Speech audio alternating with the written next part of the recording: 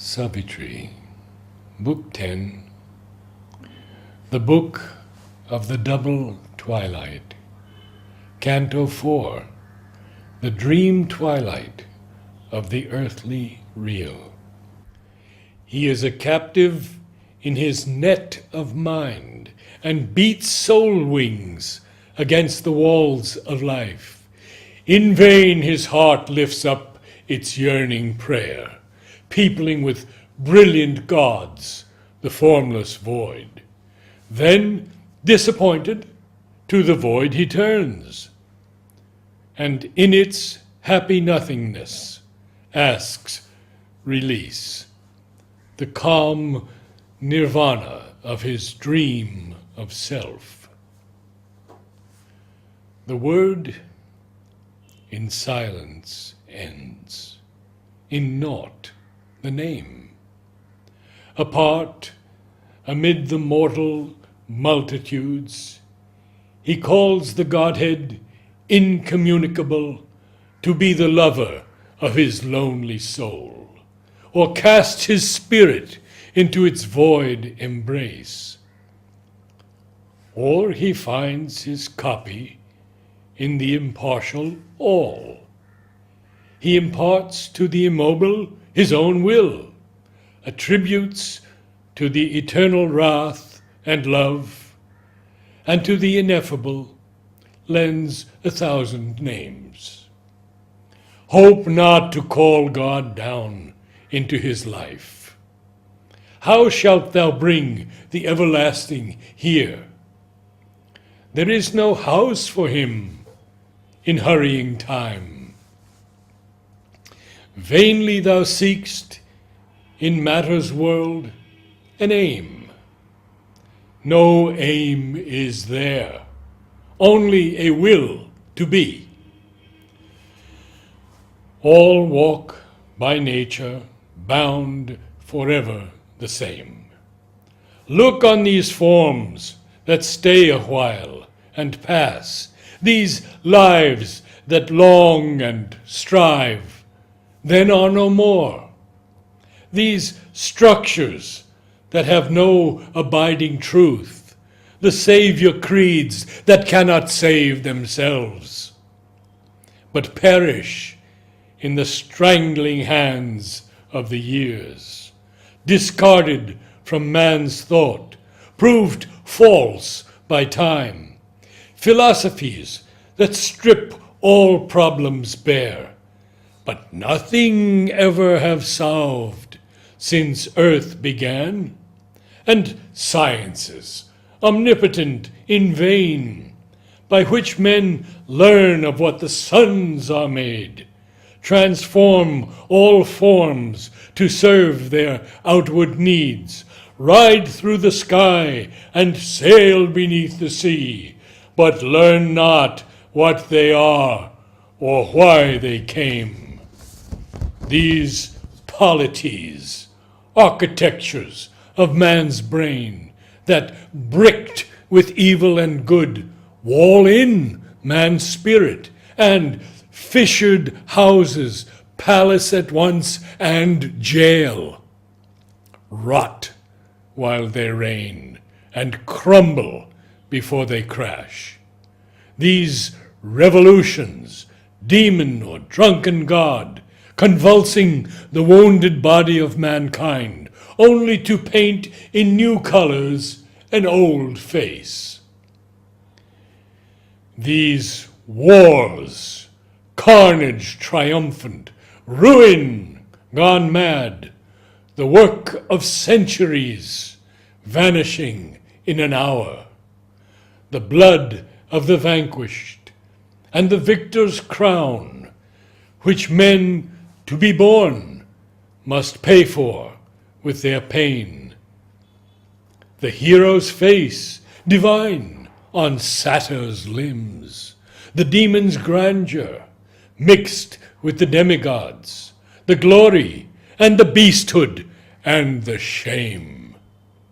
Why is it all, the labor and the din, the transient joys, the timeless sea of tears, the longing and the hoping, and the cry, the battle and the victory and the fall, the aimless journey that can never pause, the waking toil, the incoherent sleep, song, shouts and weeping, wisdom and idle words, the laughter of men, the irony of the gods.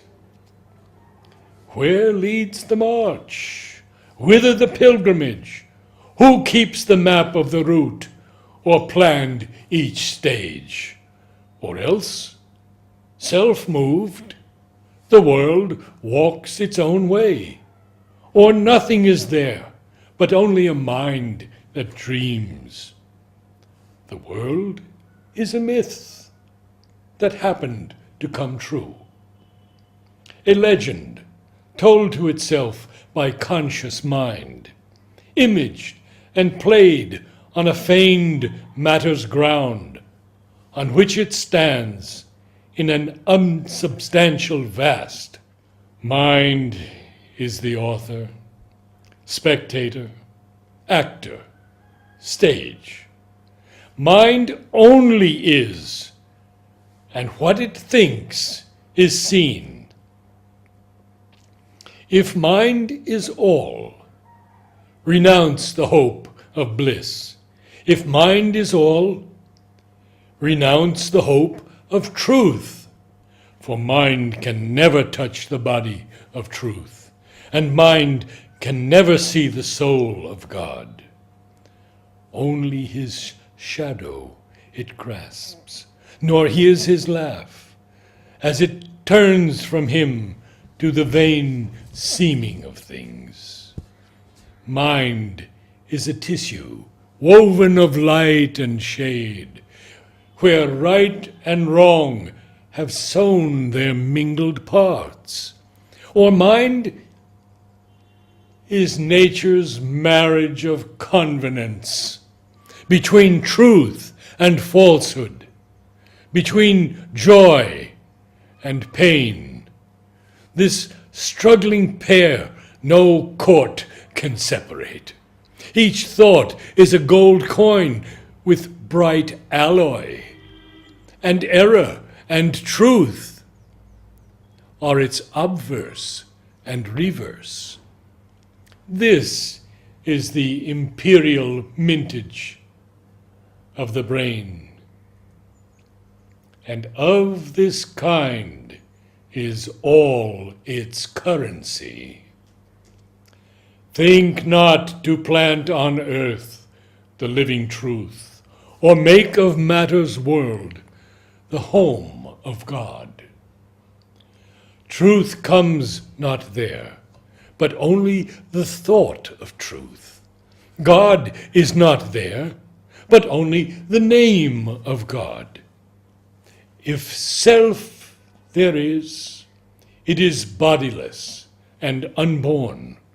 It is no one, and it is possessed by none. On what shalt thou then build thy happy world? Cast off thy life and mind, then art thou self, an all-seeing omnipresence, stark, alone.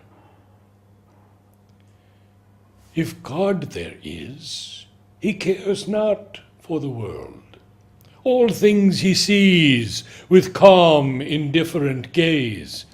He has doomed all hearts to sorrow and desire. He has bound all life with his implacable laws. He answers not the ignorant voice of prayer. Eternal, while the ages toil beneath, unmoved, untouched by aught that he has made, he sees as minute details mid the stars the animal's agony and the fate of man. Immeasurably wise, he exceeds thy thought. His solitary joy needs not thy love. His truth in human thinking cannot dwell. If thou desirest truth, then still thy mind forever, slain by the dumb, unseen light.